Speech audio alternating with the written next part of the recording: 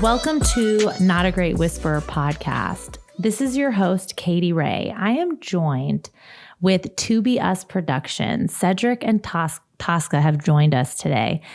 Tosca is a tree hugger who absolutely can be found in parks hugging trees. Tosca Knows Best is probably a new spinoff show she'll be starting soon. Cedrick is a quarterback from the Dallas Cowboys. High school Dallas Cowboys in Dallas, and they won the championship the year after you left. Was it right, Cedrick? Did they win the state championship? Yeah. It's kind of a funny. We have very funny bios that we kind of are very playful, and so in writing our bios, Tosca's a tree hugger by heart. She's definitely somebody that's into astrology, and I am a person who loves golf, which the Masters is on, and I played at Dallas Carter High School, which is the Carter Cowboys, which is the team that was in the movie Friday Night Lights, that they won the state championship the year after I left. So it's kind of like a funny thing, but I still brag about it. I still brag about that position. You should always do that. Thank you for joining today. I really appreciate it. So I'm going to kind of jump right into what your production company is all about. I would love for you to tell the story of how you started, how you both decided to do this, Cedrick or Tosca. Okay, great. And thank you so much for having us. We really appreciate any opportunity to tell our story. I love telling the story, the origin story of To Be Us Productions. We've pretty much realized that there are three main reasons or three main events that happened that was important to us, and the reasons why we created this company and made this film. One of the first things I always bring up is Cedrick's engaging with lots of social justice and activist movements. And he was definitely more engaged than I was. But there were times when we did attend, certain panels or meetings where the topic was always to center Black folks, or to make sure that Black folks are healing, or how can we help the Black community? How can we uplift the Black community? What types of things can be put in place to just so our community can thrive? And so one of the things that we noticed with a lot of these forums is that the culprit was never named as the source of the pain, and as the source of a lot of the violence that Black people experience. And so that culprit would be the beliefs in the supremacy of whiteness. And I define white supremacy first, because whiteness and white people are not supreme, but that is the belief. And so when you live in a world with that belief system and you don't name it, then it's very hard to move on or get anything done. So that's one of the first things we noticed. And so we felt like we could do something. We felt like we wanted to create a piece of art that would allow us to name the culprit. The other reason would be my own experience working at a nonprofit organization. I worked at a nonprofit organization called Planned Parenthood Gulf Coast. It is in Houston, Texas. It's an affiliate of Planned Parenthood. And when I worked there, I was called into the office by my manager, who was also the vice president of human resources. And she called me in the office and she asked me about some Facebook postings that I had. And I was very shocked. She's not a Facebook friend. She showed me a printout of my Facebook postings. Again, not my Facebook friend. And basically she asked me to remove them. And so we talked about that. And at the end, I asked her who. I assumed that a volunteer had given her this information because I was a volunteer coordinator for Planned Parenthood. But that was not the case. It was one of my white female coworkers who had printed this information out. And my post was about white supremacy and oppression. And so the white female coworker was very offended by this. And so, and I also want to keep in mind that I knew this person well. So that's how painful, that's how hurtful it was. Like, I know you, we have each other's phone numbers. I've been to your home before. Yep. And so she was offended, and that was, she wanted to make sure that, my manager and my vice president knew about that. And so I did refuse to delete the information. And so I didn't, but we did have a meeting about it. And, we can go into that. Cedrick, do you want to go ahead with the third? Yeah, I think one of the things was that, and Tosca talked about the first two reasons, but adding on to Tosca's, which sometimes she forgets this, and I get it because we're all nervous on a podcast. But what was interesting about Tosca's story is that she had gone to a national conference about white supremacy, racism, and oppression. That was the national head of the affiliate that she was working at. So it's the national organization of the affiliated organization that she works with actually had a conference on white supremacy, racism, and oppression, and probably all the isms. And she comes back and is posting literally things about what she learned at the conference, and she's getting reprimanded about it. That's a caveat that we need to absolutely know. And so the other reason was that, like she said, I was involved in a lot of criminal justice organizations, Houston Justice Organization that I was a member of and still am. Not in as much of a membership of them as I was before, but a lot of the things I was doing was around police brutality. A lot of the conferences I was going to was around police brutality. A lot of the meetings were around how do we change this criminal justice system.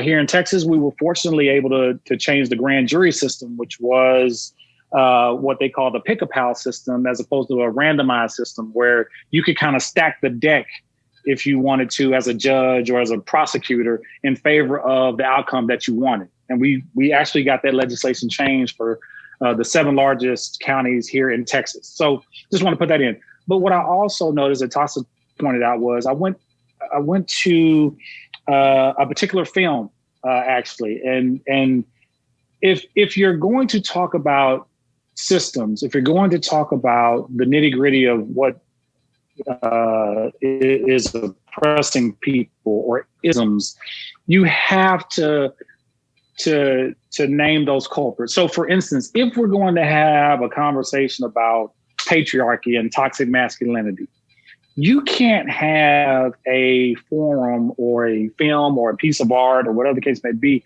and not talk about rape culture, not talk about transphobia, not talk about homophobia.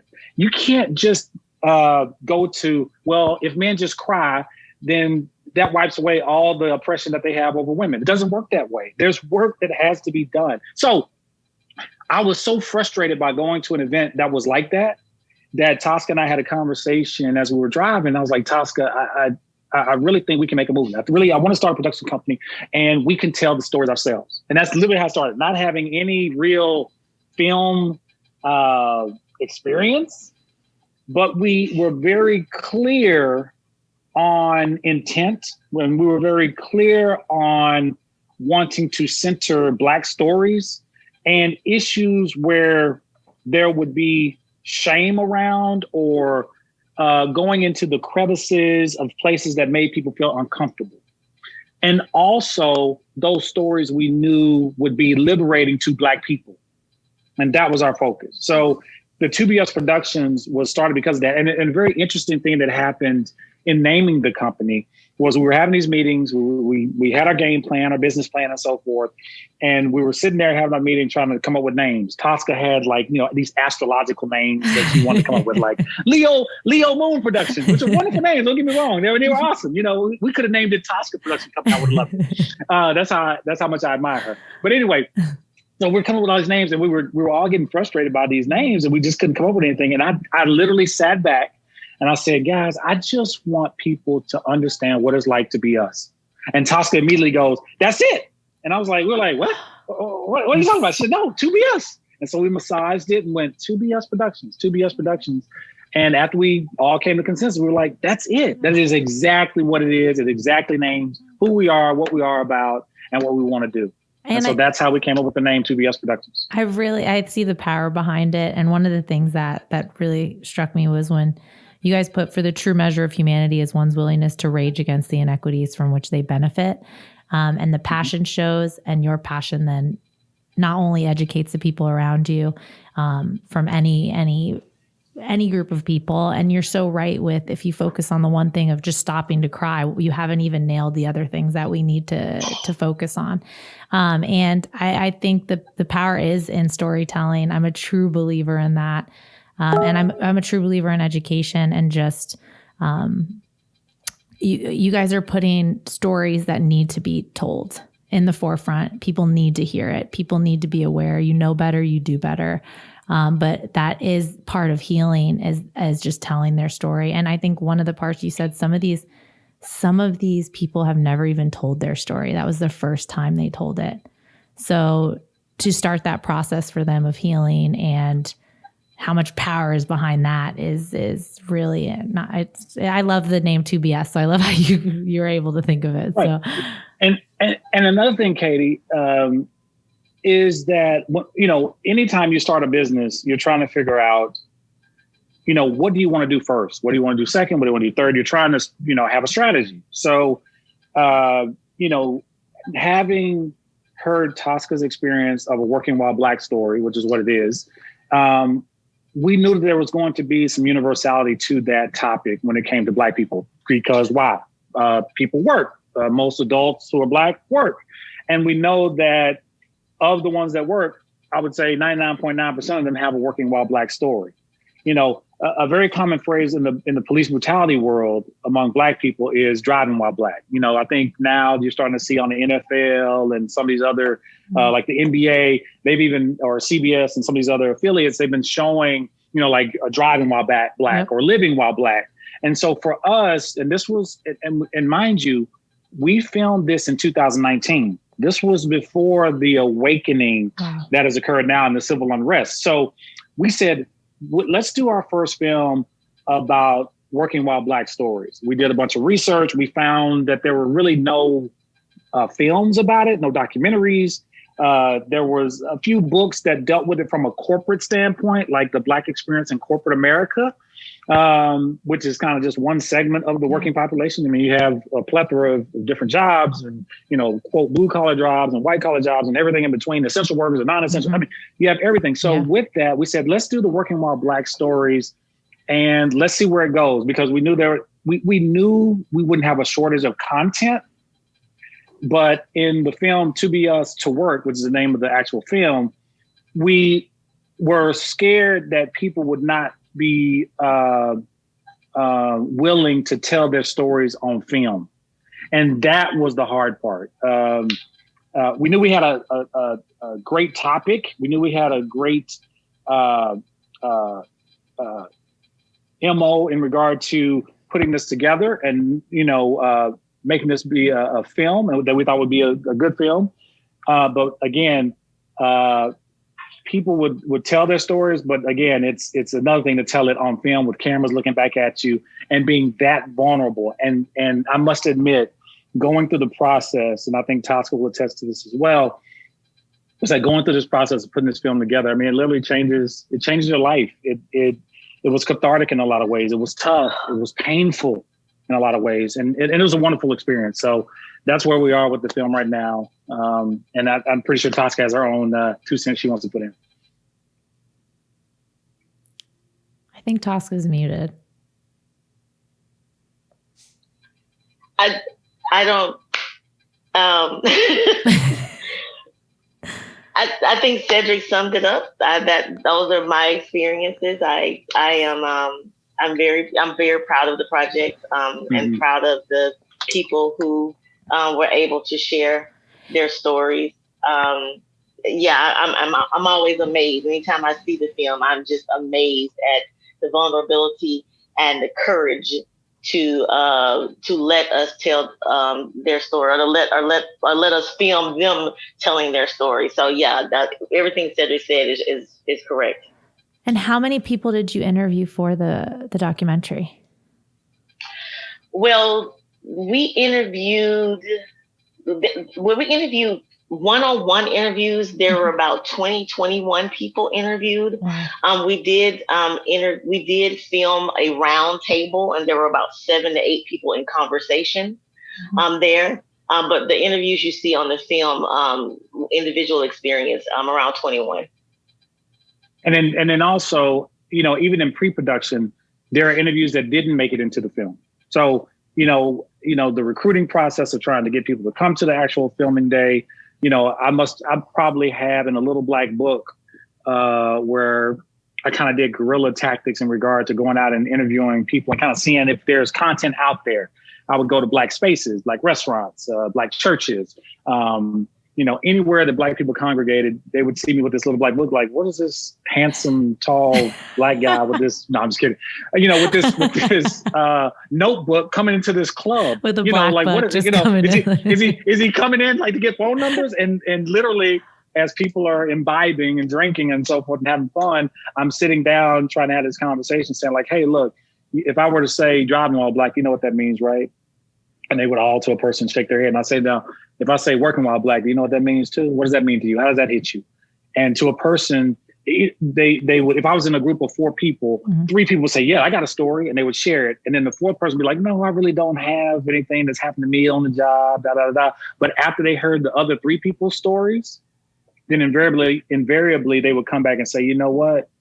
I do have a story. In fact, I have a couple of stories. And what was so interesting about it, Katy, was as I was collecting these stories, we would have our To Be Us production meetings. And personally, and probably Tosca can attest to this, I was very irritable. I was very short. I was very cranky. And I couldn't put my finger on what it was that I was cranky about or irritable. And then one day it hit me. I woke up probably 2:00 in the morning, gave her a phone call, which she probably was mad at me for doing so and interrupting her sleep. But I had to say, Tosca, I have been internalizing the 40 stories that I had been collecting in our pre-production, trying to get this ready. And I had been literally holding that in. All of that pain, all of that trauma, I was actually internalized because I had to regurgitate those stories time after time, weekend after weekend after weekend, trying to prep trying to get people to understand exactly what I'm talking about when it comes to working while black stories. So it was a hell of a process. It was a hell of a process, but one that I'm, like you said, I'm very proud to have put this film together, and the storytellers were amazing. And that experience is what they're going through working and experiencing that. So those little microaggressions, it gets to you, and you were like living it and reliving it and reliving it again, and just trying to put it together so that other people could feel exactly what they were feeling. So, So now that you guys are in the middle of film festival, it's film season, right? The film festival season, it's the middle of it? Correct. Yeah. Okay. We're in the middle of film festival season. Yes. And then you're up for how many awards? Well, we've won one of our film festivals. We were invited to 9. I know, it's so exciting. Yeah. It was very exciting. We were invited to 9 film festivals, which the process is that you apply to be invited to a film festival, and it's such a big deal for us because there are film festivals that we applied or submitted to that they receive hundreds, if not thousands, of film festival submissions. So when you invite someone, when we're invited, that means that film festival has watched hundreds and thousands of films, and they decided that we were good enough or important enough to be placed in their film festival. And so to win one, that's huge, because you're not just competing with the 20 or 40 or 50 people that they did select. You are competing, or you did compete with the 1,200 or the 2,000 people that submitted their films. So we're really excited about that. You can literally, make films for 20 years and not be invited to a film festival. And this is our first film, and we have been invited to 9. And so we're really excited about that. And that definitely gives us the confidence to make another one. So that's on them. They, they gave us confidence to make another one. Yeah, that's on them. That's on them. In fact, I think we have another film festival. First Coast Film Festival is one that we've gotten into in Florida. We got into the Miami Independent Film Festival, and then the First Coast, I think, Film Festival that they haven't come about yet. Okay, but we were selected. So yeah, it's a huge thing just to be selected. I mean, it is. I mean, I think it's something that's very important. I think you are opening a lot of people's eyes, minds, and hearts. And it's really important for people to be seen as people. And I think the time, even though it was 2019, you filmed it, I think right now it's very, very, very important. And to just put people's stories out there. I feel that education is key, and just owning what has been happening for so long and moving forward to then change that and make it better. But again, knowing better and doing better is something that some people just can't grasp in their head. Like if you've had that many people, and there's so many other people out there from the Black community that have had that working while Black moment, and that affects you mentally, emotionally. It's just like an everyday thing. And that's such a huge thing to put out there and make it so real. And I'm very, very, very big on real and authenticity. And I love that you two have created this production company, even though I do know I read Cedrick only won a art contest as like a 9-year-old. I think I read in one of your bios. I'm not sure. Well, that was part of the humor. Yeah. I painted I think I painted a candy cane, or drew a candy cane in art class in like 9th grade. And that was like my only artistic endeavor. I know. And you're bringing, you have that like light humor and stuff, but you're bringing really serious things to the table that need to happen. And Tosca, your story, it's a lot of people's every day, where you are a friend to someone and you have been to somebody's home and they go behind your back because of some thoughts in their head or something and have been totally betrayed. And that's huge. So I'm really inspired and admire you guys a lot. And I can't wait to continue to follow what you're doing. And watch, of course, the documentary, which I will send the request later. But what are some of your goals for this? What was, when you put this together, what was some of your goals, and what do you want to happen after this film has been seen by even more people? I would say the major goal is, Black liberation and healing. Our film was made for Black people and by Black people. We understand, like I've said before, and as someone who has a social work background, and Cedrick, who is a medical doctor, we're really big on healing. And we want Black people to see this and say, oh my God, me too. Oh my God, that happened to me. Because of internalized racism, it is very difficult for some Black people to see their own oppression. It can be very safe to take on the behaviors of the dominant race. And when you do that, you can sometimes tend to ignore the violence or repress the violence that you're experiencing daily. And so this film will give people permission to say that happened to me. I did experience that. And then a conversation can, continue. And hopefully, hopefully the outcome, is to feel a healing, or to experience, or to have reparations, or to have the dominant culture reverse their behavior or change their behavior. Again, that's if they, see the film, and if a Black person who has seen the film or who has been in the film, decide to share that information with them, that could be an outcome for the film, why we made the film. And I guess that's the bigger goal for us, is to make sure that Black people are centered and their stories are centered. Cedrick, do you want to add to that? Sure. I think, Tosca hits it right on the head. I think, we have to be really real about what's going on. I mean, we know we've been having diversity and inclusion, talks and classes and, EEOC panels and things of that nature to go to. And, here we are in 2020, 2019. And as our documentary shows and illustrates, is that that's not working. That, like Tosca says, Tosca has a social work background from the University of Alabama. I'm a practicing medical doctor. And, one of the things we've even seen in the pandemic, we see disparities, right? So this is kind of like what's been going on. And we kind of go, oh my God, I can't believe Black and brown people are dying at inordinate rates in the pandemic. Well, in the workplace, it's the same thing.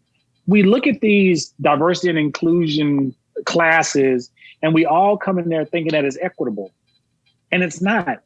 It's not an equitable position that Black folks are in, unless you are talking about chattel slavery, unless you're talking about Jim Crow South, unless you're talking about redlining. It is not equitable that you kind of go like, well, Asian people think this about, Black people, and Black people think this about Asian people. And the bias is this. No. The crux of the issue is white supremacy. And we need to get to the scab and the root cause of the problem so we all can heal. There is a healing that white people need to go through in dealing with the truths that we know exist in this United States of America, really globally from colonialization, but in the United States of America, that's where we live, that we have to talk about in order for us to move forward. That's what we believe. And so with this film, like I said, primarily it is to center Black stories and to tell those stories that help elevate and liberate Black people who look at the film and say, this exact thing may not have occurred to me, or it did occur to me, that they felt some comfort. They felt some kinship. They felt some, I can name it. That is called microaggression, macroaggression, lateral violence. These are the terms that you will see in the film that people go, oh, weathering. You talked about it earlier, Katy, that, this trauma has to have some kind of physical effect on people. It's got to be exhausting. Yes, that is called weathering. Arlene Geronimus, who is a famous political scientist, has coined that term. And it talks about the, high blood pressure, the diabetes. And as a physician, I know the cortisol levels are going to be elevated. You're literally in fight and flight mode every day. And fight and flight mode is supposed to be getting away from an alligator if you're in Florida, or getting away from a lion in Africa. So, or getting ready to fight someone. But it's not meant for waking up in the morning, doing my hair, getting ready to go to work and go, I got to deal with somebody that's going to take some stuff off my Facebook page, or question me on whether I'm a physician and like, where's the real doctor? Like, I can't tell you the number of times I get that. You're like, it has medical director and MD on the coat, so that's what we are. That's where we are at the film. I completely agree with just history in general and what I've been taught in school and what I now know I need to teach my kids because of how it's been. I mean, you said it. It's white supremacy. I mean, I'm white. I'm Middle Eastern, but I identify as white. So the fact that I have seen in from my childhood or things that were happening, I'm very thankful it didn't come from my family, but it came from my community, or it came from somewhere at school, or it came from, and the things I see now, and the fact that kids, we haven't changed that part, I think, in schools and things like that, and the history definitely needs to be changed. Like, we can bring it up. You can have diversity and inclusion in every corporate office you have, but if you're not making action and you're not changing things, it's not going to be effective. And I did not know it was called weathering, so I appreciate that medical term. But I waking up to go to work when you're at work more than you are at home. You're at work a lot more.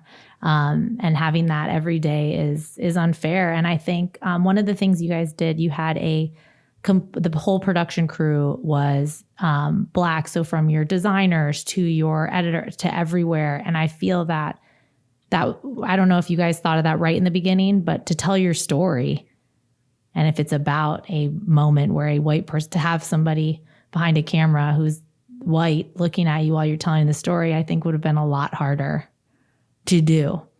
So was that something you thought of right away, or it was kind of like as you were just kind of setting up, you were like, oh, we need to make sure that this is a full Black production crew? Oh yeah, that's our philosophy 100%, 24/7. If we're going to have a production company that elevates Black creatives, then everybody's going to have to be Black. And that is how, and that's a great lesson. I'm not in the business of teaching white people anything, but I will add this as a lesson, is that when you have opportunities to pick people to who don't look like you or have your same culture or your belief system, then take that opportunity. When you have an opportunity to give up power, to give someone else the mic, to put people in a position to thrive, and then do that. And so every time we are going to select, Black people, because we have the power. We were the people hiring. So of course we are going to pick Black people because we have that opportunity. And we're talking about, workplace here. That doesn't happen a lot. Like for an example, when I worked at Planned Parenthood Gulf Coast, the entire C-suite or the executive suite were white women, except for my boss, who was a Black woman, Black women are typically in human resources. That's a whole other story. But none of them were childbearing age. So why would an entire executive team manage Planned Parenthood and not be of childbearing age? The reason why is because you didn't give up power. It is time for you to move on. You need to, manage another organization or another business. But Planned Parenthood, you should not be there because you are not planning parenthood. And so that's an example of giving up power. You stay too long. Nancy Pelosi, you stayed too long. Chuck Schumer, you stayed too long. You need to give up power, give it to someone else. And so when we have power, Cedrick and I will always, choose Black people because that is not something that happens in our community. It is in my experience that just like minimum wage, Chris Rock tells a story about minimum wage, how ridiculous it is that the government has to force you to pay a minimum wage. Do you not want your workers to thrive, to be able to eat, to be able to, and so that's how I feel. That's how we feel about diversity and inclusion and, things like that. Like I have to force you to want to pick some of the most creative people on earth, some of the most beautifully spirited people on the earth, some of the people who, indigenous people who came from backgrounds of sharing and caring, and, people who've always wanted to protect the earth. People have always looked out for other people. Like, how dare you not want to select me? I am awesome. I am wonderful. But someone has to make you do it. You have to have meetings and conferences to select Black people. So, that's kind of where we stand with that. And Katy, additionally to that, when you look at it in terms of, we've been seeing a lot of articles now, since, the George Floyd incident and so forth, now we have multiple, you can go Google articles on Working While Black stories where the creatives in Hollywood are now stepping forward and saying, hey, look, we've seen where, I'm not getting picked to be an editor. I'm not picked to be an animator. When this is where, conscious bias and unconscious bias can meet. If I say the word animator, nobody's thinking about a Black guy or a Black woman being an animator.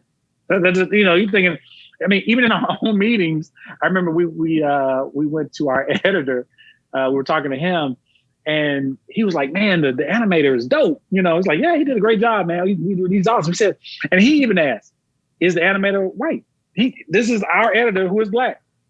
And so we had to say, no, he's a Black guy.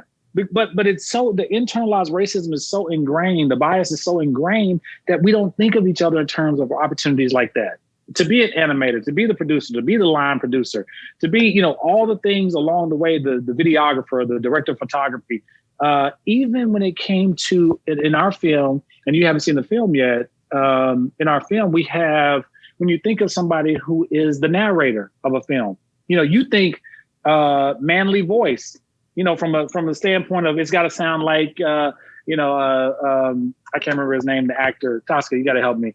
Morgan Freeman. God, Morgan Freeman. Yeah.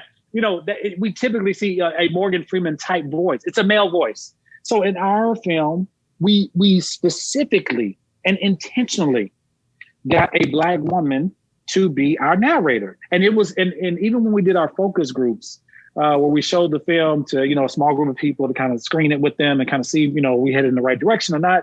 It was interesting to a person how surprised they were to hear a woman's voice, and kind of, you would hear the little comments like, oh, it seemed like the narrator's voice is just a little different to me, a little odd. They would use kind of nebulous terms, but we knew the reason why they were saying that, because you don't hear it much. You do not. And so we're very intentional about giving opportunities to those who typically wouldn't get the opportunities. I mean, our crew, I can't tell you the number of times they were like, man, we so appreciate this. We've been trying to do stuff and we can't find anything to do. We can't find work. So it's giving opportunities, putting, food on the table. It's giving them a job, giving them another credit. Our musical producer, Destiny, 23 years old. She is classically trained in music. Approached me and said, how can I help with the film? I'll be a person that runs errands, whatever the case may be. And I said, no. We want you to give us 2 songs for the film. We want you to, and she's like, you want me to do it? Like, yes. Are you sure? Like, yes, we want you to do it. And so giving someone that opportunity and empowering them and giving them that experience is huge. To say, I believe in you. You can do this. And so that's where we're centered. And that's the purpose of why we do what we do.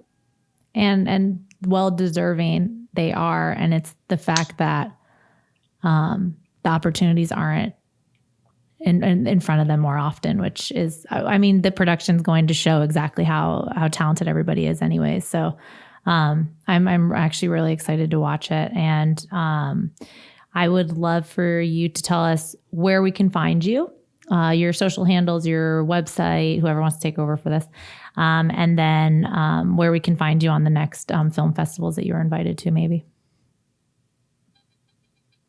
I'll let Cedrick talk about where you can find us. I always mess it up for some reason. Tosca, are you kidding me? Tosca, you are on social media. No, are you kidding me? It's too many. They can go to our website to be. Yes, exactly. That's a perfect. Yeah. Okay. Yeah. Our website. I'm sorry. Go ahead, Tosca. No, go ahead. Okay. Our website is To Be Us Productions. That's TOBEUS Productions.com. And on that website, you can find all the different handles for Twitter, for Facebook. And so that's where all of that is. Also, we have on our website an area for your listeners, if they can share it with people, or if your listeners are out here who happen to be African American or Black, that is, they can share their working while Black stories. We have a page where we want to kind of gather these stories, even from like a scientific standpoint. This is like data we can collect. We may use it in blog or something like that, but it also allows a space. The intention of it was allowing a space for people to kind of, when you write things down, there's something that's cathartic about it. There's something that's healing about it. And so we want to offer that safe space to people to be able to put their experience in writing at our website as well. So that's where you can find us. As far as film festivals are concerned, we have one. Yes, we do. We have one. Yes. Yeah, we have one that's coming up. Yep, it's the 8th annual Chain New York City Film Festival. Oh, yeah, that's right. And so their film festival is December 3rd through 12th. I don't have any details about how much it costs, but that would be an opportunity to see our film. So that's the Chain New York City Film Festival, December 3rd through December 12th. And if you go to their website, it's chainfestival.com. They have stay tuned for more information. But in the past, some film festivals, there's a fee, and then there's some that are free. So again, I don't know how much it will be, but definitely look them up, and you'll be able to see our film. Okay. Also, I'm glad you said that about the website. I've told a couple of people about you guys, and their stories, and they thought, since you already made the documentary, not to share it. But you have that spot on your website to share it. So I'm glad I can push that. Okay. To still share for maybe future, in general, we don't know, blog or maybe something future. Maybe part 2. Yeah. Who knows? We don't know, where this could go. We're still in the phase of the film festival. Obviously, we want everybody to see the film. And obviously, because we're in film festival season, we haven't gotten a distribution deal yet. That's what that's the goal, is to get a distribution deal. And hopefully we'll be seen on some streaming service or whatever the case may be. But yeah, that's where we are right now. Currently. Okay, so you can also find 2BS Productions on Not a Great Whisperer podcast page, katyray.com, The Real K Ray, Tosca Davis, Cedrick Smith. Thank you for joining today. I really appreciate you taking the time. I know we could have probably gone on for a long time and chatted more, but I would love to eventually have another episode to really talk about how well the film festival season went and just where you guys are. And I'm going to keep pushing for people to check you out. I think you're just two amazing people that have something that people really need to hear and have a spot for people to heal. So thank you for joining today. If there's anything else you'd like to say to my listeners, please do. And I appreciate you both. Thank you for having us. Yes, thank you so much for having us. Again, we appreciate any platform we can tell our story. Appreciate you. So have a great day. Thank you, everyone. And we're out.